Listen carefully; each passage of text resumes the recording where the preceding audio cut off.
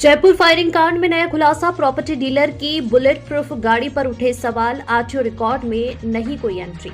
जयपुर के बिंदायका थाना इलाके में प्रॉपर्टी डीलर कमलदीप मीणा पर कथित फायरिंग के मामले में अब एक बड़ा और चौंकाने वाला खुलासा सामने आया है। जांच में सामने आया कि जिस गाड़ी में कमलदीप मीणा सवार थे उसे बुलेट प्रूफ बताया जा रहा है, लेकिन इस दावे के साथ ही अब गाड़ी की वैधता और नियमों को लेकर कई गंभीर सवाल खड़े हो गए हैं। जानकारी के मुताबिक जयपुर आरटीओ कार्यालय के रिकॉर्ड में किसी भी वाहन के बुलेट प्रूफ होने की कोई जानकारी दर्ज नहीं है। ऐसे में सवाल उठ रहा है कि अगर गाड़ी वाकई बुलेट प्रूफ है तो क्या इसके लिए आरटीओ से आवश्यक अनुमति ली गई थी या नहीं। वाहन विशेषज्ञों के अनुसार किसी भी सामान्य वाहन को बुलेट प्रूफ बनवाना सिर्फ तकनीकी काम नहीं है, बल्कि इसके लिए मोटर व्हीकल एक्ट के तहत तय नियमों का पालन करना अनिवार्य होता है।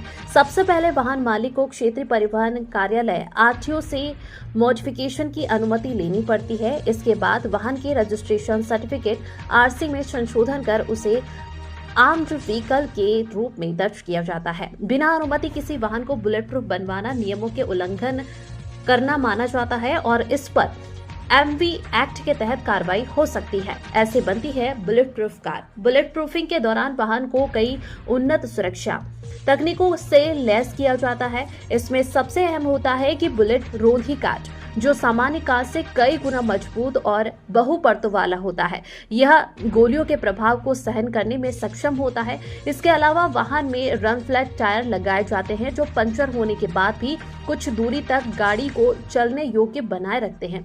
सुरक्षा को और मजबूत करने के लिए विस्फोट रोधी ईंधन टैंक लगाया जाता है, जिससे हमले या धमाके की स्थिति में आग फैलने का खतरा कम हो जाता है।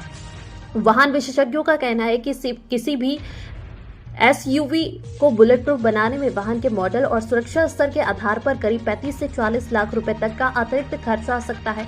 देश में बुलेट प्रूफिंग का काम करने वाली अधिकृत कंपनियां मुख्य रूप से बड़े शहरों में स्थित है। खासतौर पर गुरुग्राम, मोहाली और मुंबई में ऐसी कई कंपनियां वाहन सुरक्षा मॉडिफिकेशन का काम करती है। आरटीओ ने क्या कहा? आरटीओ प्रथम जयपुर के राजेंद्र सिंह शेखावत के अनुसार किसी भी वाहन में मॉडिफिकेशन करवाने के पहले आरटीओ कार्यालय को इसकी सूचना देना है और अनुमति लेना है, वह अनिवार्य माना जाता है। इसके बाद वाहन की आरसी में संशोधन किया जाता है।